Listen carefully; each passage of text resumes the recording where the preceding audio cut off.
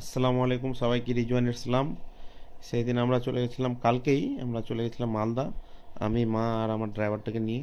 তো ওকে ড্রাইভার হিসাবে নিয়ে যাইনি, আজ এ হেল্পার হিসাবে নিয়ে গেছিলাম। তো এই যে যাওয়ার সময় কিছু ক্লিপ নিলাম, এই যে একদম পুরা সেই রাস্তা, কুয়াশা কুয়াশা হালকা, খুব সুন্দর লাগছিল। একদম আরামসে চলে গেলাম, 1.5 ঘন্টার মধ্যে টুনিদি টু মালদা পৌঁছে গেছি। এত সুন্দর একদম রাস্তা, এখন রাস্তাঘাটও খুব ভালো হয়ে গেছে আর কি, সেজন্য আর অসুবিধা হয় না মালদা যেতে আমাদের। তো পৌঁছায় যায় ওখানে, কাজটা সেরে নিলাম, সেরে টেরে আবার ওখান থেকে চলে আসলাম খাওয়া দাওয়া করার জন্য হোটেলে, জামাইয়ের হোটেল। বসে আছি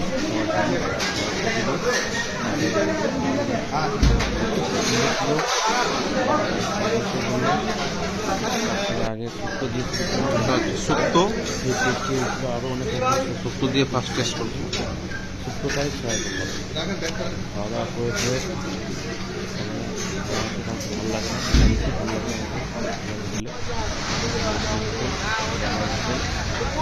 আমাকে পারলে কোনো ভালো আর এত ভিড় মনে হচ্ছে বিয়েবাড়ির মতন।